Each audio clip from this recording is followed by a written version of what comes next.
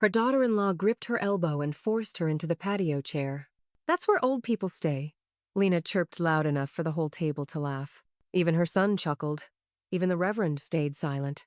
By morning, Eleanor Pierce had rewritten her will, revoked Lena's medical authority, and transferred the family barn without saying a word. They thought she was fading, but they hadn't seen what a retired principal can do when she's done being polite. Before we begin, may I ask where in this big, beautiful world are you listening from? It's always a quiet honor to know who's sharing this space. Drop it in the comments, and don't forget to subscribe. The sun hung low and golden over the Pierce family's 3-acre property in suburban Lexington, Kentucky, casting long shadows across the yard like nature itself was holding its breath. The grill hissed. Someone's Bluetooth speaker buzzed to life with a country song half the table didn't recognize. Laughter floated through the air, light, careless, the kind that came easy when you weren't paying attention to who was quietly holding everything together. Eleanor Pierce stood at the kitchen counter inside the house she'd lived in for 48 years.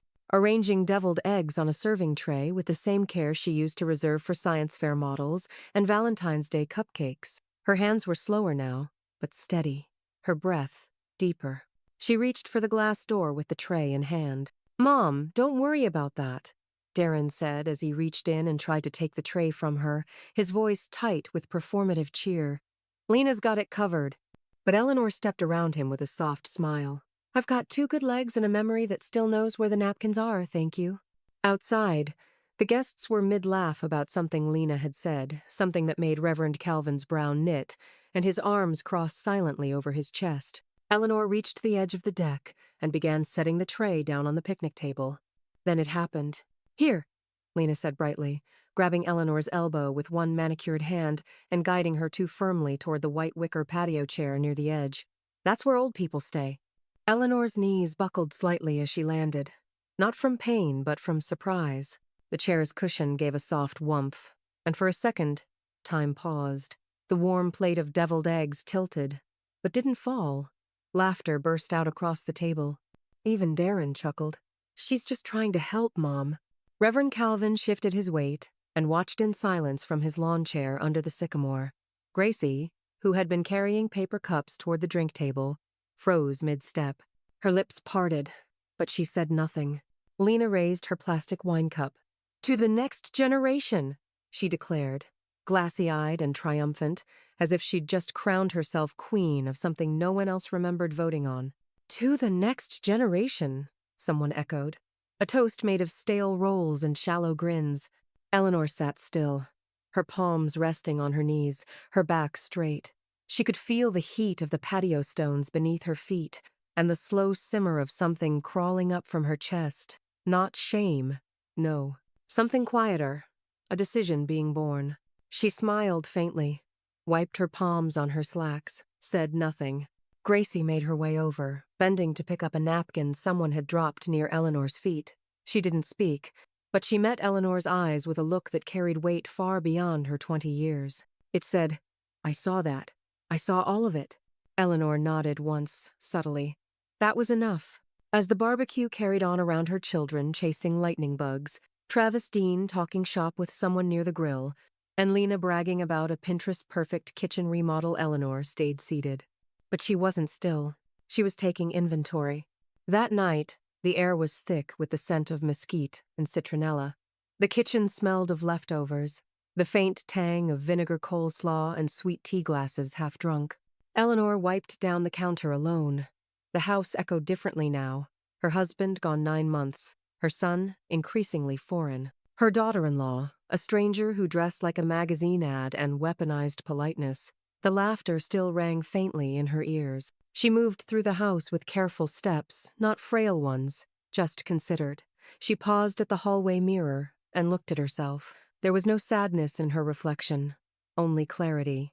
Inside her bedroom, she closed the door with a click. She turned the lock, knelt beside the cedar chest at the foot of her bed, pushed aside the quilt her mother made, the manila folder marked medical, and lifted out the leather-bound portfolio her husband had called the just-in-case. She laid it on the bed, snapped it open.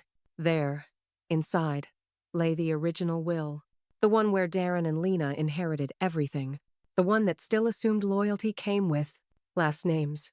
Eleanor's fingers hovered over the signature line. Then they curled into a fist. The morning after the barbecue, Eleanor didn't rise with the sun like she usually did. She sat in bed a few extra minutes, hands folded in her lap, watching the slant of daylight climb her bedroom wall like it had something urgent to say. In the distance, a lawnmower growled to life, probably Travis Dean working his front yard again, but all Eleanor heard was Lena's voice echoing from the day before. That's where old people stay. She pushed the memory aside, climbed out of bed, and pulled the thick leather portfolio back onto her lap. Her fingers traced the spine like a Bible. Inside, a will that felt more like an obituary. Dated, blind, and too generous to people who had mistaken her age for irrelevance. By noon, she was seated across from Camilla Weston in the small sunroom Eleanor had converted into an office after her husband died. The room smelled of lemon cleaner and pencil shavings, and the windows creaked softly as a summer breeze blew through the screens. Camilla, sharp in a navy pantsuit and sensible flats, flipped through the original estate paperwork like it was a menu she'd long memorized. Her reading glasses rested on the tip of her nose. Currently, Darren and Lena receive joint control of the estate upon your passing. Primary heirs, secondary authority on the education fund, full access to the trust after probate. That's still your intention? Eleanor didn't blink. Not anymore. Camilla glanced up. We can legally reassign without informing them. Kentucky law doesn't require notice to removed beneficiaries, not if there's clear capacity and documentation. I've got both, Eleanor said, and a memory sharper than Lena's tongue. Camilla smiled faintly. Then let's begin. A knock at the back door interrupted them. Gracie's familiar frame appeared through the glass soft hoodie, hair in a bun, holding a mason jar in one hand and a steaming thermos in the other. Camilla waved her in. Tomato bisque and cornbread, Gracie said. Cheeks flushed from the walk across the lawn. You skipped breakfast. I could tell. Eleanor took the jar with both hands and inhaled. Smells like you used smoked paprika. Gracie grinned. It's the only way. Camilla studied the girl for a beat. You studying law? No, ma'am. Education. Eleanor looked up at her granddaughter with a kind of reverence. She's the only one who remembers where she came from. Gracie gave her shoulder a gentle squeeze before retreating back toward the barn, where bookshelves and chalk dust were slowly replacing hay bales and cobwebs. As soon as the door clicked shut, Eleanor pushed a different document across the table. I also want to change the medical directives. Lena's name, remove it. Camilla raised an eyebrow. She's your power of attorney. Not anymore. Eleanor's voice was steady. If I'm ever incapacitated, I want decisions made by someone who sees me as a person, not a placeholder. Camilla nodded and scribbled a note. We'll update the HIPAA release and care directive accordingly. The sun shifted again, casting new light across the desk. Outside, Reverend Calvin appeared along the fence line, giving a slow nod as he passed by, hands behind his back like a man deep in prayer or strategy. Camilla caught the glance. Friend of yours? More than that, Eleanor said. He was at our wedding, helped bury my husband. Been watching Lena for years. Camilla clicked her pen closed. Then he's watching wisely. Later that evening, as Eleanor poured herself a glass of sweet tea and sat alone by the window, the phone rang. It was Reverend Calvin. They mistake your silence for surrender, he said without greeting. Eleanor smiled as she stared into the darkening trees. It's not surrender, she said. It's setup. The clink of porcelain echoed like punctuation. Eleanor placed the last plate down at the dining table, each fork and knife aligned with quiet precision. The roast chicken was still steaming, flanked by bowls of garlic green beans, honey-glazed carrots, and Lena's favorite though unearned white cheddar mashed potatoes. The dinner had been Darren's idea. Just a simple family meal, Mom. Like old times. But old times had never required Eleanor to pull out the good china to be respected. She knew before they even sat that something was coming. It arrived neatly tucked in Darren's leather folder, balanced on his lap like a secret he couldn't wait to unwrap. He waited until after the cornbread had been passed around, until Lena had drained half a glass of Sauvignon Blanc and Gracie had asked about Eleanor's new tomato plants. Then he cleared his throat. Mom, while we're all together. He reached down and slid the folder across the table like a magician revealing the final card. Just a quick signature. It's nothing big, just a small loan I'm applying for. Expansion project, the bank wants a co-signer. Eleanor dabbed the corner of her mouth with her napkin and smiled as if he'd just offered to refill her drink. She said. You know what I'd rather do? Darren blinked. What? Serve pie. She stood and walked toward the kitchen without looking back. The pie had been cooling on the counter bourbon pecan, Darren's favorite since age 12.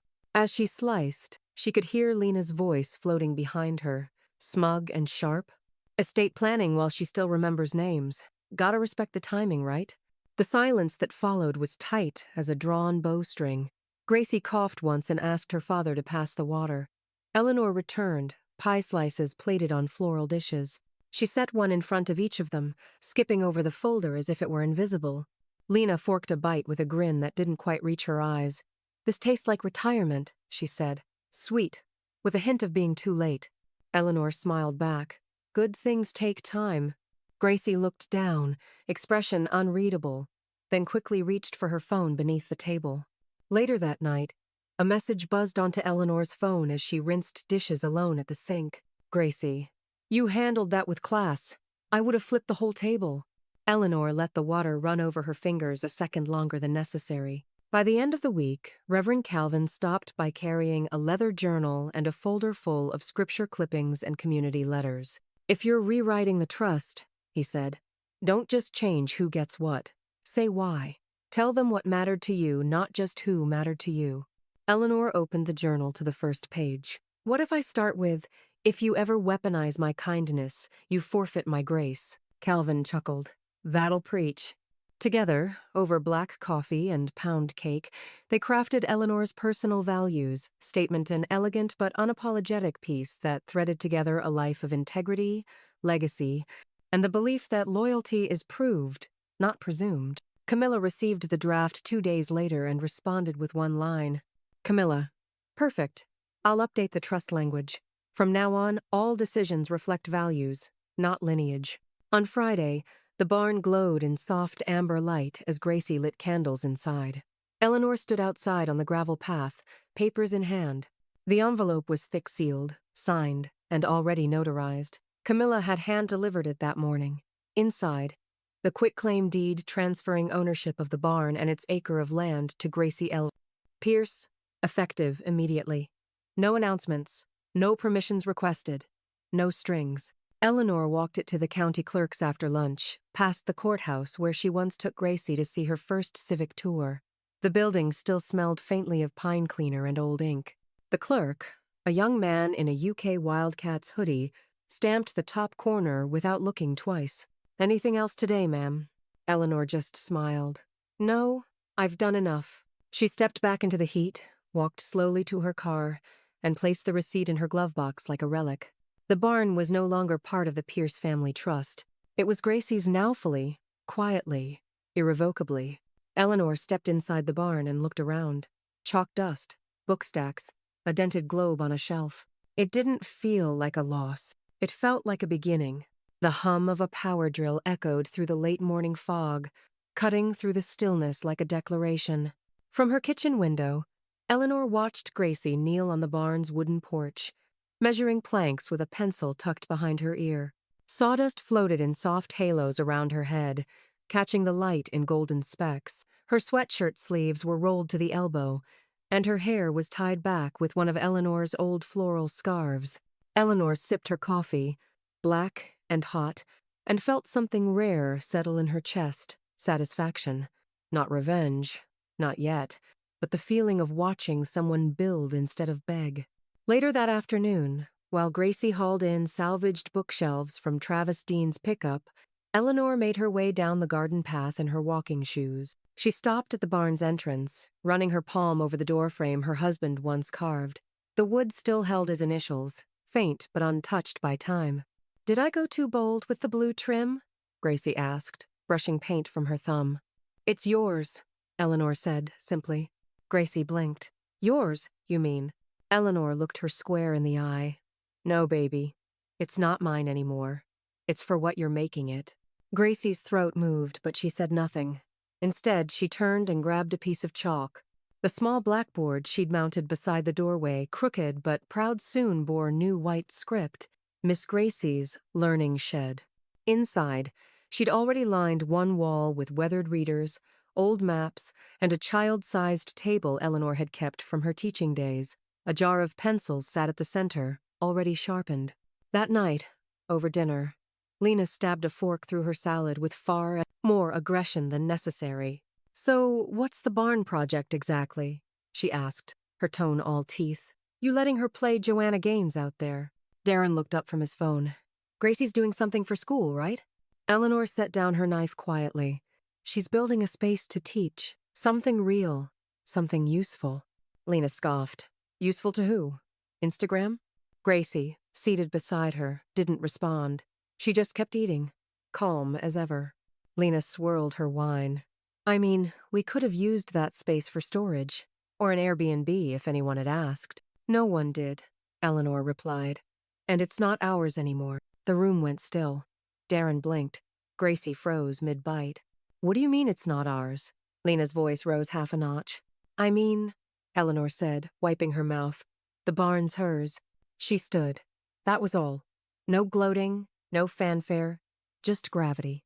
The next morning, Travis Dean arrived in denim overalls and a tool belt that had outlived 2 trucks. He greeted Eleanor with a quiet nod and got to work beside Gracie like he'd been waiting for the invitation his whole life. He'd helped build that barn with Eleanor's husband in '83.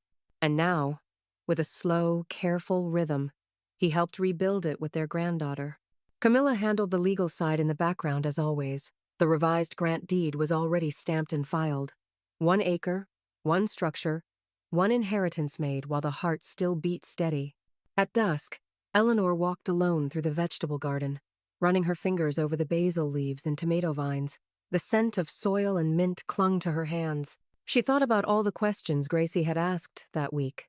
About construction permits, early literacy methods, child-proof flooring. Real questions. Eager ones. "She's the only one who still asks," Eleanor whispered aloud. "The only one who still thinks something can be made here." Just as the stars began to break through the velvet blue sky, a car door slammed at the top of the driveway. Inside the house, Lena stood frozen at the dining room hutch, holding a folder she had no business opening. Her voice rang down the hall like a siren. "Why the hell is the barn deed no longer under Pierce Family Holdings?" The door didn't open, it exploded. Lena stormed into Eleanor's sitting room with Darren dragging behind her like a man chained to a runaway cart. The morning light cast long shadows through the lace curtains, and the scent of lemon balm from Eleanor's tea hadn't even had time to settle before it was drowned in perfume and fury. "You gave the barn to Gracie?" Lena barked, voice sharp enough to nick glass. "Without telling us?" Eleanor didn't stand. She didn't flinch. She sat in her armchair, slippers on, a linen-bound copy of the Velveteen Rabbit on her lap, as if she'd been expecting this exact intrusion, and maybe she had. She glanced up, calm as candlelight. "It wasn't yours to lose." Darren tried to smooth the air, hands raised like peace flags. "Mom, come on. This feels impulsive." "I'm not impulsive," Eleanor said. "I'm 74. I'm decisive." "You're being emotional." He pushed, taking a step closer. Eleanor leaned forward slowly, resting her elbows on the armrests like a queen who'd grown tired of being polite to peasants. "No, Darren. I'm being precise." That was when Camilla stepped in, her heels clicking on the hardwood like a metronome of inevitability. She held a thick envelope sealed, official, and already time-stamped. The look on her face was not one of confrontation. It was the calm assurance of someone who knows she's already won. "This," Camilla said, placing the envelope carefully on the coffee table, "is your official notification. As of last Monday, both of you have been removed from all Pierce Trust beneficiary clauses." Darren's face drained. Lena didn't blink. "You can't do that," Lena hissed, voice strangled by disbelief. "I can," Eleanor said softly. "And I did." "We'll sue," Lena snapped. "This is elder coercion, financial manipulation, emotional distress. Pick a charge." Camilla didn't even sit down. She merely opened her leather case, pulled out a single-page document, and handed it over. "Precedent clause. Signed and certified. Abuse, including verbal degradation or manipulation of the principal. Nullifies claim to future inheritance. Kentucky Revised Statutes, Section 386B. Lena's fingers twitched as she took the paper. This is a joke. Camilla lifted her brows. You made it easy to prove. From the hallway, Reverend Calvin appeared, arms folded, voice low and grounded. Grace isn't owed, he said. It's earned. Lena turned to him with fire in her eyes. Oh, and you're the moral authority now? You think you know everything that goes on in this house? I know enough, he said, gaze unmoving. I've seen who shows up, and who only comes when they want something signed. For the first time, Darren looked like he might cry, not from grief, but from realization. I was counting on that. Money, he muttered, as if to himself. We needed that for the store. Eleanor blinked once, slow and final.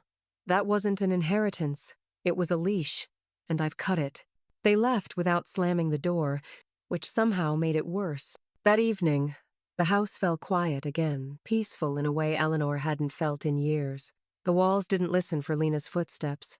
The air didn't recoil at her tone. She walked to her roll-top desk beneath the window. A single envelope sat in the drawer, untouched but waiting. She'd written it the same night she signed the new trust, folded on thick cotton paper with handwriting neat and unhurried. On the front, in blue ink, Gracie, if they come for you. She sealed it, kissed the edge of the flap, and pressed it into the antique wooden tray next to Gracie's spare keys. Just before midnight, she walked out onto the porch, the breeze cool against her skin.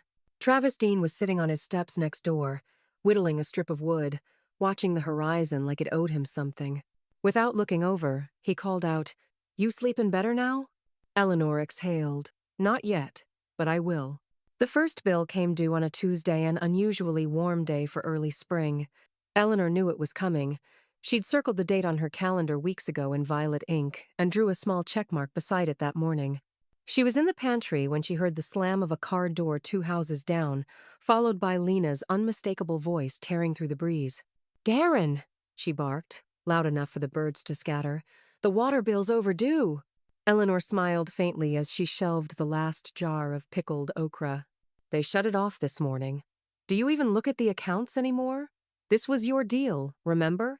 Your mother was your job." Darren mumbled something, in response something too soft to matter. Eleanor didn't need to hear it. She knew the tone. Apologetic, self-pitying, spineless. By evening, her phone lit up with a voicemail. Darren's voice, slower than usual, laced with half remorse. "Hey, Mom. I guess we didn't realize the utilities were in your name. Just a misunderstanding. Lena's upset, but we're trying. Can we just talk? Please call back." Eleanor didn't hesitate. She pressed delete. Later that week, Gracie swung by the house with 2 lemonades, the kind with real pulp and chipped ice, and said, "Come on, DMV Day." Eleanor raised a brow. "Are we celebrating or suffering?" "A little of both," Gracie grinned. At the counter, Eleanor slid her worn registration across the laminate desk. The DMV clerk, chewing a toothpick and tapping his keyboard with 2 fingers, barely looked up. "Vehicle transfer. Going to your granddaughter?" "That's right," Eleanor said. Gracie glanced at her, surprised. "Wait, you're serious?" Eleanor nodded. "You drive it more than I do. Might as well own it." The transaction took 6 minutes and cost $32. Ownership moved quietly into the hands of someone who respected it. No signatures from Darren, no permission from Lena. That Sunday, Reverend Calvin stopped by Eleanor's porch, holding a sealed white envelope. "I figured I'd bring your tithe in cash this month," he said, "just in case you wanted to avoid digital footprints."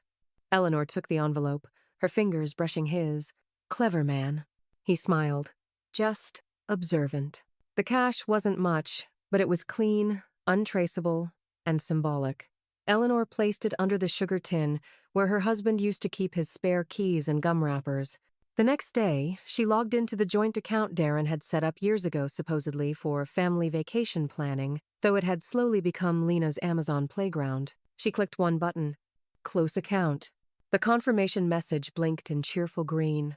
"Your account has been closed. A check for the remaining balance will be mailed to the primary holder." She smiled and walked out to the garden. The breeze carried the scent of rosemary and wet grass. From the barn, Gracie's voice drifted through the air, softly reading aloud to a small group of kids from the neighborhood who'd started showing up on their own. That night, Lena sat in front of her laptop, the glow of the screen washing her face in cold blue. She entered the Pierce address, her social, Darren's business info, and clicked Submit on the online form for a new line of credit. 3 minutes later, she stared at the screen as the denial message loaded. Application rejected. Primary address holder mismatch. Account flagged for verification. She blinked once, then twice.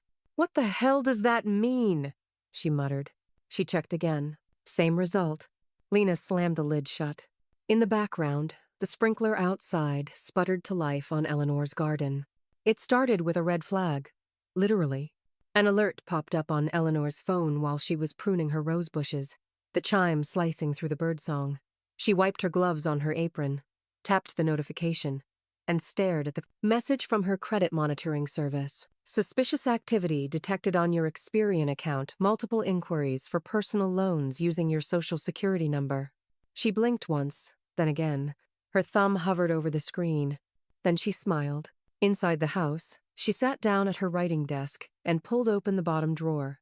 A small notebook held every password she'd ever created written in her own code, tucked behind an old church bulletin from Gracie's confirmation. She logged in, eyes narrowing at the unfamiliar institutions attempting to verify her identity.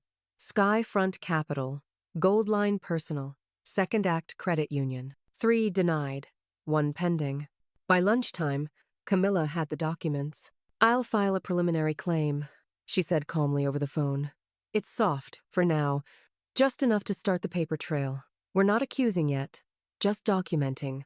The pattern's what we care about." Eleanor leaned back in her chair, the wood creaking softly beneath her. "They're getting desperate," she said. "That means it's working."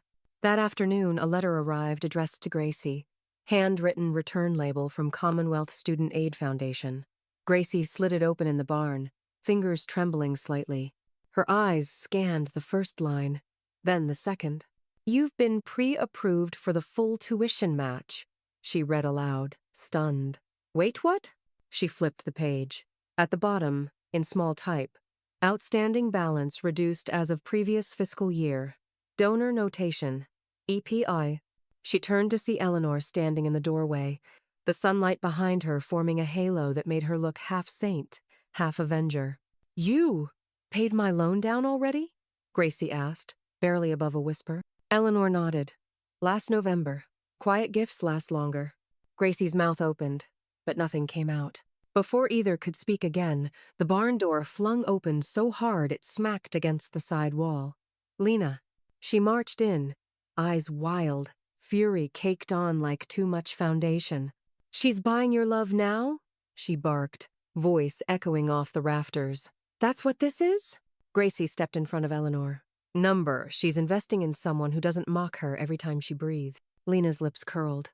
"You think that barn makes you better than us?" "I think what I do and it does," Gracie said, voice calm but unshakable. Lena looked at Eleanor with venom. "This won't last. People talk. They'll ask questions. Let them," Eleanor said. "I have answers." That night, Darren parked his car at the far end of the gravel drive and walked up alone, shoulders hunched, hands shoved deep in his coat pockets. He rang the doorbell twice, then a third time before Eleanor opened it. He looked older than usual, not in the way age wears on a man, but in the way regret does. "I came to apologize," he said. "Not for Lena, for me, for not stopping her sooner." Eleanor didn't say a word. She handed him a manila envelope. Inside, a copy of the updated will. Page 3, bolded, underlined Darren Pierce, removed from all asset claims and fiduciary control. His lips parted, but Eleanor raised her hand. "Intentions don't matter anymore," she said. "Only actions, and yours have spoken." The next morning, Lena's voice could be heard through the thin walls of the house, barking into her phone in the kitchen. "She's slipping," she hissed to someone on speaker. "Forgets things. Isolates. I'm telling you, it's a matter of time. If I have to go public about Eleanor's decline to get back what's owed, I will." From the hallway, Gracie listened silently. From the porch, Eleanor lit a match and set it to the edge of a burn barrel filled with old grocery receipts and the last remaining photo of Darren and Lena on her fridge. Eleanor sat upright in the stiff-backed chair, eyes fixed on the assessor's clipboard, her palms resting lightly on her thighs. The room smelled faintly of antiseptic and overused carpet, but it was quiet, too quiet for mistakes. "Ready when you are, Miss Pierce," said the doctor, a younger woman with clipped hair and tired eyes. "Let's begin with a simple list. I'll read 10 words. Repeat back what you remember after 30 seconds. Eleanor gave a single nod. The words came: apple, river, candle, eagle, violin, stone, mirror, ladder, coffee, clock. The doctor started her stopwatch. While the seconds ticked by, Eleanor let her gaze drift to the window. Outside, a mother was buckling her child into a car seat. A bluebird darted past the glass. Somewhere down the hall, a receptionist laughed too loud at something not worth laughing about. But Eleanor's mind didn't wander. It sharpened. Apple, river, candle, eagle. When the time was up, she listed all 10 without pause. The doctor blinked. "You sure you're 74? "I'm 74, Eleanor replied. "Not 74, and failing." The session continued word patterns, logic puzzles, short-term recall, clock drawings, even a few obscure idioms thrown in for good measure. Eleanor didn't miss a beat. By the end of the hour, the doctor flipped the folder shut and stood. "You're not just competent. You're clear, focused, and functioning at a level people half your age would envy." Eleanor smiled. "Then please make it official." 2 days later, Camilla hand-delivered a notarized statement to Eleanor's kitchen table. Full cognitive capacity. No indication of impairment. Independent estate management affirmed. She placed it beside the sealed complaint about Lena's fraudulent loan applications and tapped the table once. "This, paired with the will and the abuse clause, makes your decisions legally bulletproof." Eleanor stirred her tea. "Good. Now it's just their dignity that's slipping." As if summoned, the next hit came through the internet. Lena had posted a cryptic message on Facebook that read, "It's hard watching the people you love decline and not being able to help. Sad when the mind goes and the money follows." 3 dozen passive-aggressive likes. 1, "Praying for you." 2 vague comments about cherishing our elders while we can. Gracie found it first. She didn't comment. She didn't call. She took screenshots and emailed them directly to Camilla. Subject line: "More of her legacy. Building." Camilla replied within minutes. Attachment received, logged and time-stamped. Let her keep digging her own grave. The next morning, Travis Dean dropped by while Eleanor was watering her rose bushes. He carried a paper bag with a fresh peach cobbler and one of his old carpenter pencils wedged behind his ear. "Brought this for you," he said, setting it on the porch rail. "But mostly came to tell you something." Eleanor wiped her hands on her apron. "Go on." "You're still the sharpest woman on this street," he said. "And I've lived here long enough to know sharp when I see it. Don't let them wear you down." Eleanor didn't smile. She just nodded once, like a soldier receiving orders she'd already memorized. That afternoon, while thumbing through a box of her old teaching journals in the barn, Eleanor heard Gracie's voice behind her. "Grandma," she said, holding her phone aloft. "A reporter just emailed. Local magazine. They're doing a feature on retired educators who made an impact. They want to interview you." Eleanor didn't turn around right away. She ran her hand over a page dated 1987, where she'd scribbled, "Let them feel safe enough to ask the wrong question." Then she looked at Gracie and raised an eyebrow. "Did they ask for a quote?" Gracie smiled. "They asked for your story." Lena had spent weeks whispering online, her barbs cloaked in faux concern and hashtagged grief, but Eleanor had remained silent. Until now. The magazine photographer's shutter clicked like a metronome in the old Barno Reborn as Miss Gracie's learning shed. Sunlight filtered through the new windows, casting soft gold across the chalkboard, a pile of picture books, and the 3 women standing at its heart. Eleanor stood between Gracie and one of her former students now, a young teacher herself. All 3 wore cardigans in different shades of blue, a nod to the school district's old uniform color, and all 3 held apples, real ones, tucked into their palms like unspoken promises. The reporter, a woman named Julia Reese, set down her pen and leaned forward. "We've talked a lot about legacy," she said. But what does that word mean to you personally? Eleanor didn't hesitate. Legacy, she said, isn't about who shares your name. It's about who shares your values when no one's watching. Julia nodded slowly, jotting notes. And what about your family? She asked, cautious. You've been a lifelong matriarch, principal, mentor. What does that look like behind closed doors? Eleanor's eyes didn't flinch. It looks like investing in the next generation, even when the current one disappoints you. The article ran 2 Sundays later, under the title, The Seed Planter, How One Retired Principal Cultivated a Legacy Beyond Bloodlines. The spread featured full-color photos of Eleanor walking through her garden with Gracie, reading to neighborhood children in the barn, and holding up the same yellow hall pass she'd carried on a lanyard for 35 years. Darren and Lena's names were never mentioned. Not once, but their absence spoke louder than any inclusion ever could. The response came like rainfall after drought, handwritten letters in slanted cursive, bouquets from former students, a ceramic apple from a woman Eleanor had sent to summer reading camp in 1994. One man even dropped off a bag of homegrown okra with a note that read, "You taught me to spell Mississippi. This is the least I can do." Gracie helped stack the mail into neat little towers, labeling them with sticky notes and rubber bands. "These people don't even know the half of it," she whispered one afternoon, holding a thank you note with a tear stain across the envelope. Eleanor reached for it. "They don't need to. They remember who I was when it mattered. That's enough." Lena, predictably, couldn't help herself. From behind her cracked wineglass and ring-lit screen, she posted under the article's comment section with fake profiles and transparent aliases. Funny how dementia turns into sainthood overnight. I guess abandoning your son is a legacy now? There are 2 sides to every story. Don't be fooled. Each one was flagged and removed within hours. Camilla texted Eleanor the update. "Don't worry. They're making fools of themselves faster than I can draft subpoenas." Eleanor didn't reply right away. She was in the barn, placing a final quote on the chalkboard for Gracie's next lesson. Legacy is not who inherits, it's who honors. Then she walked back to the main house, the setting sun brushing her silhouette in copper and rust. Camilla was already there, seated at the dining table with a fresh leather folder beside her. "This," she said as Eleanor entered, "is the final version.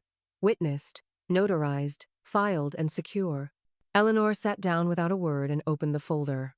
The legal language was airtight. Gracie's name held every key position: sole heir, trust executor, property steward, educational endowment chair. There were no placeholders, no loopholes, and, most importantly, no Pierce family legacy beneficiaries. "Should we keep this quiet?" Camilla asked gently. Eleanor shook her head. "Publish it." Camilla blinked. "You're sure?" Lena tried to write her version in gossip and whispers. Eleanor said, eyes steady. "I'm writing mine in print and law." She signed the last page with deliberate strokes. The legacy wasn't private anymore. It was public and permanent. The pen felt heavier than it should have. Eleanor rolled it slowly between her fingers, the silver barrel cold against her skin, the weight of its ink more final than any courtroom gavel. She sat at the dining table with the new will in front of her each line, bold, decisive, undeniable. Across from her sat Travis Dean and Reverend Calvin, both solemn, both watching her the way men watch an oak tree being felled knowing it's the end of one thing and the beginning of something sturdier. "Is there anything you'd like to say before you sign?" Calvin asked, voice low. Eleanor didn't look up, only that I waited too long to do it. Then she pressed the tip of the pen to the page and signed her name with the steadiness of someone who'd been practicing in her head for months. Gracie L. Pierce, sole heir. Darren Pierce and Lena Pierce, removed from all rights and privileges. She slid the document aside and pulled out the original will, the one that had sat in her cedar chest for over a decade. Its parchment was yellowed with time, corners curled like autumn leaves. With the same pen, she wrote in a slow, looping scrawl across the top margin, "This is what disrespect costs." She didn't scratch out their names. She didn't tear it up. She left it whole so no one could pretend it hadn't once included them. Travis stamped his witness line with a thick, deliberate signature. "A long time coming," he murmured. Reverend Calvin added his below it, "and done in good faith."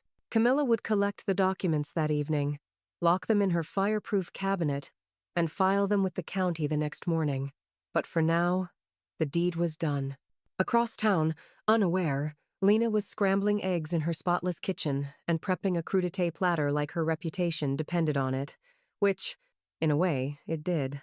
She had created digital invites for what she called the Pierce Legacy Brunch, a brunch she claimed was to honor Eleanor's ongoing role as matriarch and celebrate the family's estate legacy. She sent it to everyone in their social circle, everyone except Eleanor. By noon, the dining room table was set with fine china and a floral centerpiece that reeked of overcompensation. But no one came. Not a single RSVP showed. No cars in the driveway, no Facebook tags, nothing. Lena sat at the head of the table in silence, the hollandaise going cold. She called Darren 3 times. He didn't answer. In the barn, Gracie had found a box marked "to toss" in the loft. Inside were faded letters notes from parents, scribbles from second graders, postcards from former students who'd gone on to become nurses, teachers, mechanics, mothers. Each one was folded neatly, some stained with tears, others sealed with glitter glue. Gracie read them one by one on the barn floor, the light from the west window casting gold streaks across her jeans. She picked 5 and framed them in reclaimed wood, hanging them on the wall beneath a chalkboard like sacred artifacts. Eleanor, meanwhile, walked the perimeter of the land in silence. Her gait was slow, but her steps were certain. She passed the rose bushes, the old bird bath, the leaning sycamore where her husband had carved their initials. She stopped at the fence line and looked back at the barn, then the house, then the hills beyond it all. The sun was sinking, casting long orange beams across the lawn.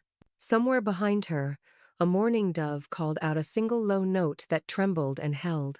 When she returned to the house, a white envelope was wedged beneath the storm door. Certified mail to Darren and Lena Pierce. Subject: notice to vacate. 30 days from receipt. The screams started before the screen door even closed. Eleanor stood in the hallway, calm as a stone, while Darren's voice exploded from the front porch. She could hear the rustle of paper, the slap of the eviction notice being thrown against the wood floor like it had personally betrayed him. 30 days? He shouted. You're evicting your own son? From the house I grew up in? Eleanor didn't answer. She didn't have to. The ink had spoken louder than she ever. Lena came storming in behind him, heels tapping out a frantic rhythm against the tile. Her lipstick was smudged, her blouse untucked, more panic than poise now. This is emotional abuse, she spat. Retaliatory. Vindictive. You can't just toss us out like we're tenants. You are tenants, Camilla said from the foyer, stepping forward like she'd been waiting for her cue. She held a leather folder tight against her chest, her voice smooth as glass. Per the revised structure of the estate, you were granted temporary residence only. No ownership, no claim, no future stake. Darren turned to her, eyes wild. You're a lawyer. You know this isn't right. I'm her lawyer, Camilla replied, unbothered. And everything has been documented. Every insult, every misuse of account access, every recorded call and attempt at financial coercion. Lena clenched her fists. We'll sue for emotional distress. You're welcome to try, Camilla said. Though it's hard to argue trauma when you've been living rent-free for 7 years and mocking the homeowner in public. The air crackled between them. Eleanor stepped forward, her voice low but firm. You treated this house like a throne, but it was never yours. You didn't build it. You didn't even respect it. You assumed. Gracie watched silently from the staircase, her arms crossed, her face unreadable. That night, the barn glowed softly under the glow of string lights, the scent of lavender and cedar drifting through the open doors. Eleanor and Gracie sat on the porch swing, sharing a slice of lemon cake and a silence that felt more full than empty. I thought it would feel cruel, Eleanor said. Turning them out. Gracie handed her a forkful of cake. But it doesn't, does it? Eleanor chewed slowly, eyes fixed on the sunset. Number. It feels like pruning. The horizon burned orange and gold, and somewhere in the distance, a dog barked once and fell quiet. Reverend Calvin appeared just beyond the hedgerow, his silhouette slow and easy. He didn't say much, just sat down beside them on the edge of the swing and watched the light fall with them. After a moment, he spoke. Some people inherit land. You left her roots. Eleanor didn't look at him, but she smiled. That was enough. The next day, Lena tried a different tactic. Gracie was organizing paint cans in the barn when Lena's voice drifted in through the open door thin, performative, coated in artificial sweetness. "Gracie? Sweetheart?" Gracie turned slowly, a rag in her hand, her brows raised in warning. I think there's been a misunderstanding," Lena said, stepping inside like a woman trying not to spook a deer. "You know your grandmother. She's proud, stubborn. Maybe if you talk to her." Gracie didn't raise her voice. She didn't curse or accuse. She just said, "She's finally protecting herself." And then she turned back to the paint. Later that evening, just as the sun dipped below the tree line, Eleanor found a small brown parcel resting against her front door. No return address, no handwriting. Inside, notice of intent to contest estate documents filed by Lena Pierce. The ruling came down on a Tuesday morning, clean, swift, and final. Camilla's email arrived at 9:14 a.m. sharp. The subject line read, "Case dismissed, no standing." Beneath it, a single sentence, "No standing, no interest, no history of contribution." Attached was the court order, stamped and sealed, along with a note in Camilla's voiceodry, elegant and with a hint of triumph, "Tied up, permanently." Eleanor didn't react immediately. She simply turned off the kettle before it could whistle, poured her tea into a china cup, and carried it out to the porch like the war had ended while she slept. Gracie joined her 10 minutes later, arms full of photo frames wrapped in dish towels. "Time to move these over to the barn?" she asked. Eleanor took a slow sip. "Let's take the good ones. The rest can stay in the attic where they stopped mattering."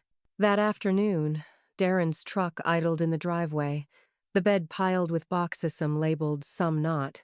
He moved slowly, shoulders slumped, sweat darkening the collar of his faded t-shirt. He didn't ring the doorbell. He didn't say goodbye. He carried out a final box, marked office, and set it beside Lena's overstuffed designer tote. She was pacing at the edge of the gravel, heels sinking into the dirt, her hands trembling as she scrolled through her phone.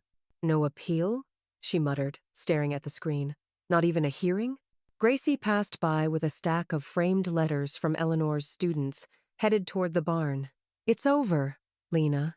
Lena didn't answer. She just stared after her like a ghost watching the living move on without her. Inside the barn, Travis stood on a ladder with a drill in one hand and a wooden sign in the other. Gracie held the screws, bouncing slightly on her toes. The sign read, "Miss Gracie's Learning Shed Est, 2025. As he mounted it above the barn door, the final screw slid in with a satisfying crunch, and Travis leaned back with a proud nod.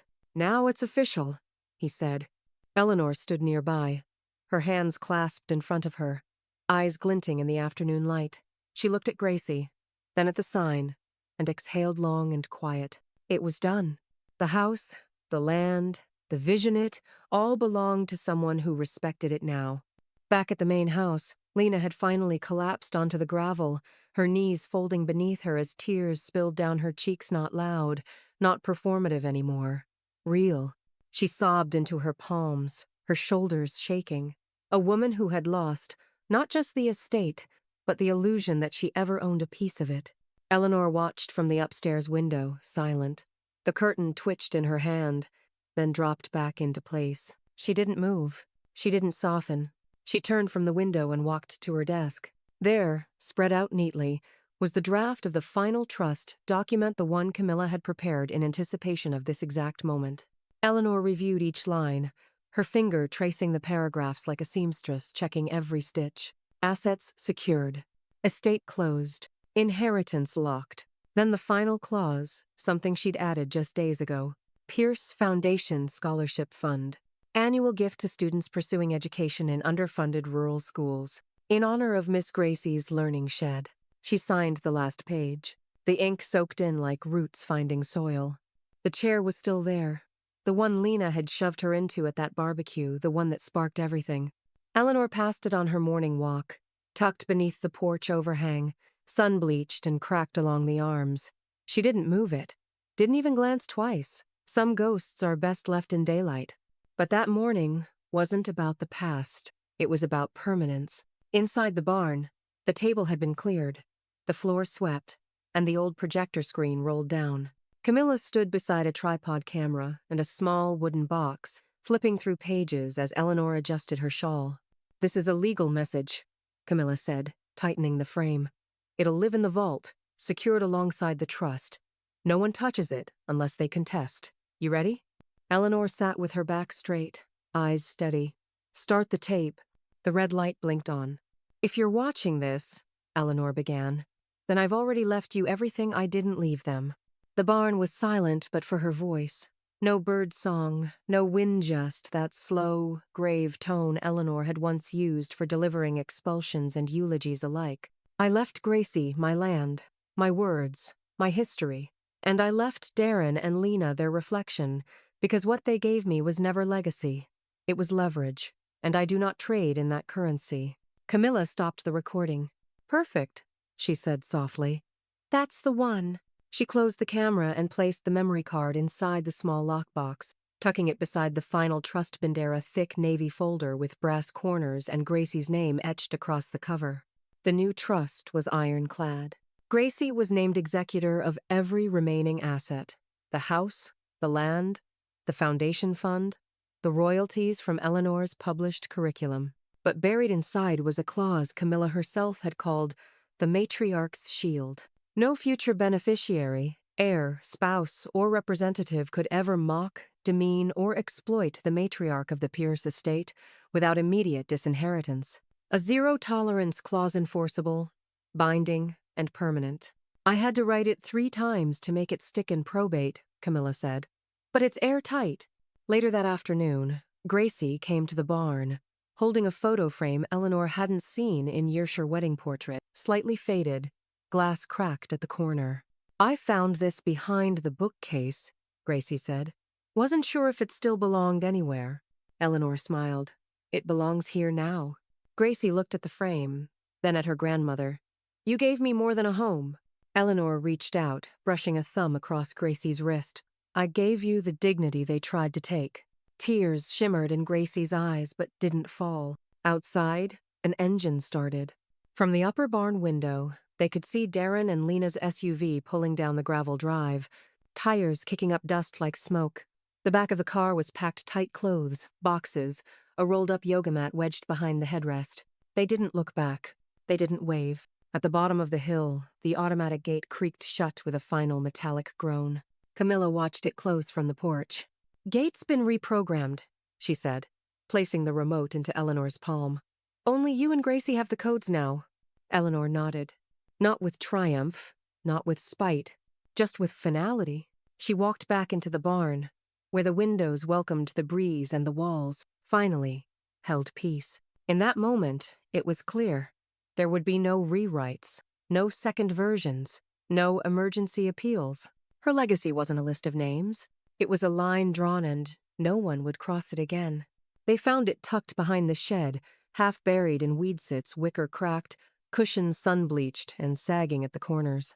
The same patio chair Lena had shoved Eleanor into all those weeks ago, like a throne meant for the forgotten. Gracie dusted it off, ran a cloth over the arms, and without asking, carried it to the edge of the teaching garden where marigolds and basil swayed in the breeze. She placed it just beyond the tomato rows, facing the barn, a quiet sentinel. Then she knelt down and screwed a small brass plaque into the wooden base. It read, "Respect sits here." Eleanor found it later that evening as she walked the perimeter barefoot, toes sinking into the warm earth. When she saw the chair, she stopped. The light had turned golden. Wind brushed the grass in soft waves. A cardinal landed on the fence post nearby and chirped twice sharp and clear. She didn't sit. She didn't need to. On Saturday, the barn opened to the public for the first time. The sign swung gently above the door. Miss Gracie's Learning Shed Est, 2025. Flyers had gone out at the library, the hardware store, and the local diner, and word spread like sugar through tea. By 10 a.m., the lawn was dotted with kids, some barefoot, some in hand-me-downs, all holding library totes and curiosity in their eyes. Parents stood near the barn doors sipping lemonade, murmuring thanks, offering hugs Eleanor never asked for but accepted with grace. Inside, Gracie read from a weathered copy of Charlotte's Web. her voice gentle but firm, her cadence the perfect blend of teacher and granddaughter.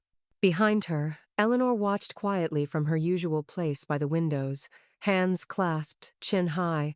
Travis stood by the chalkboard, helping a boy spell adventure. He wore a clean button, down and still had sawdust on his boots. Reverend Calvin sat in the corner, Bible closed, head bowed. As the session wrapped, he rose slowly and addressed the room not with a sermon, but a blessing. "May your words plant things deeper than roots," he said, voice low and steady. "And may your roots outlive your critics." There was a stillness after that.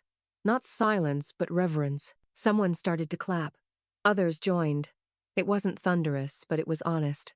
Eleanor didn't cry, but her shoulders softened, as if something heavy had finally slipped free. As guests filed out and the lemonade ran dry, Travis caught Eleanor's eye from the porch and gave her a slow, quiet thumbs up. She nodded in return, lips pressed to hide the smile that tugged at the corner.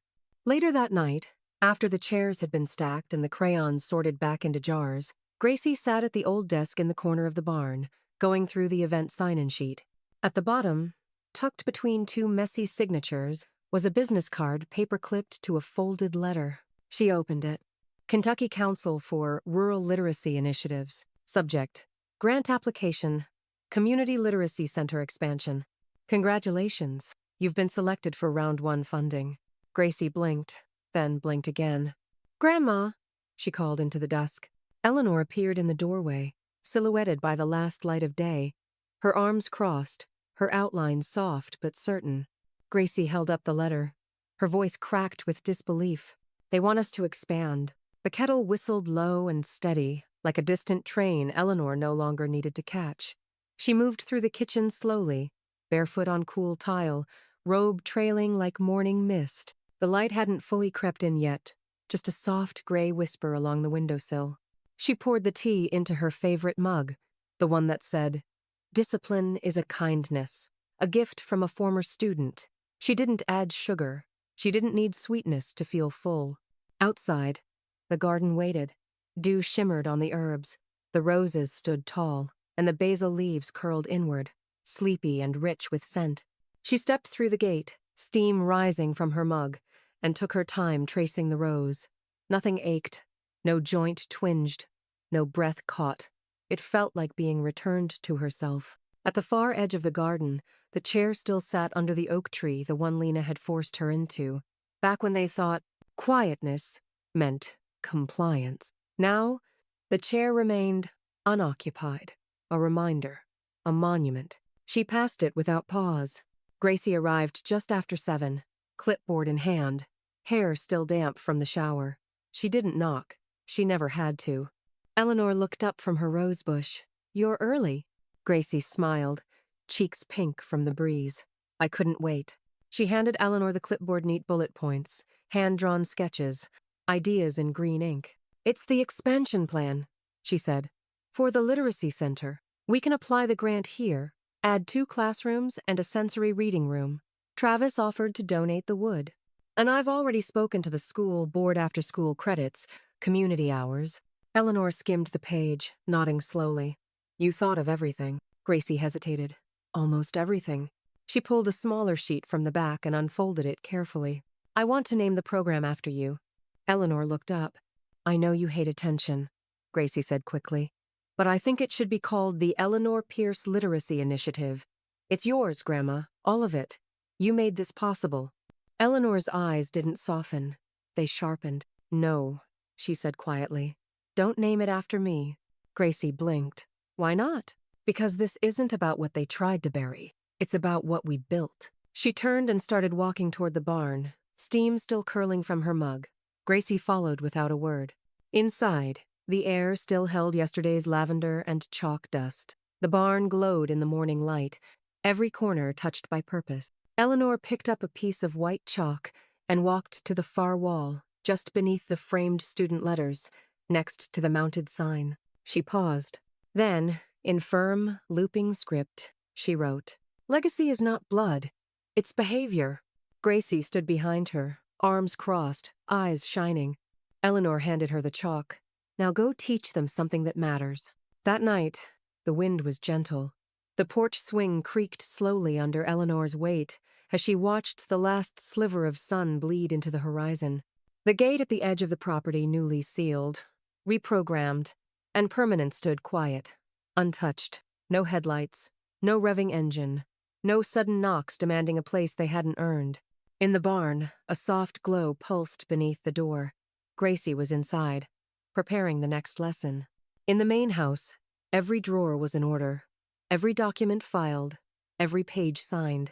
There were no fires left to put out, just peace. And just before Eleanor rose to go inside, she looked out over the land, her rules, her story. And then, her eyes found the chair, the one they had laughed about, the one she never sat in again.